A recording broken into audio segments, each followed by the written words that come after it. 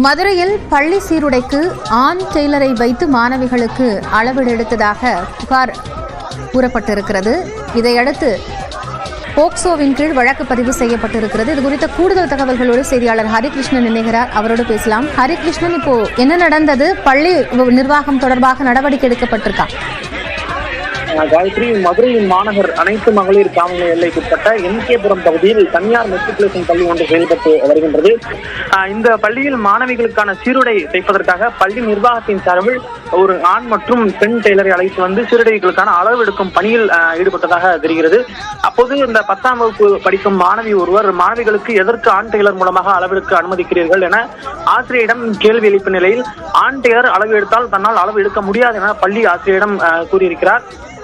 தொடர்ந்து பின்னர் இந்த ஆசிரியை கட்டாயம் அளவு எடுத்துதான் ஆக வேண்டும் என மாணவியிடம் தெரிவித்த நிலையில் தான் அடுத்த ஆண்டு இந்த பள்ளியில் படிக்கப் போவதில்லை, ஏன் எனக்கு அளவு எடுக்க வேண்டும் என மாணவி கூறியதாக தெரிகின்றது.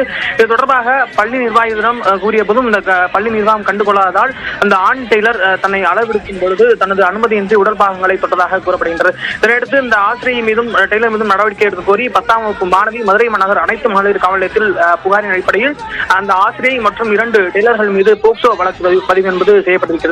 தொடர்ந்து இந்த விசாரணை என்பது நடைபெற்று வரும் நிலையில் பள்ளி நிர்வாகத்தின் மீது நடவடிக்கை எடுக்க கோரியும் வழக்கு பதிவு செய்யப்பட்ட ஆசிரியர்களை கைது செய்ய வேண்டும் என்று கூறி மாணவிகளுக்கு சீருடை அளவீடு செய்யும் பணி என்பது பயன்படுத்தக்கூடாது என கூறி இந்திய மாணவர் சங்கத்தினர் மற்றும் மாதர் சங்கத்தினர் அந்த பள்ளி வளாகத்தின் முன்பாக தற்போது முற்றுகை போராட்டத்தில் ஈடுபட்டார்கள்.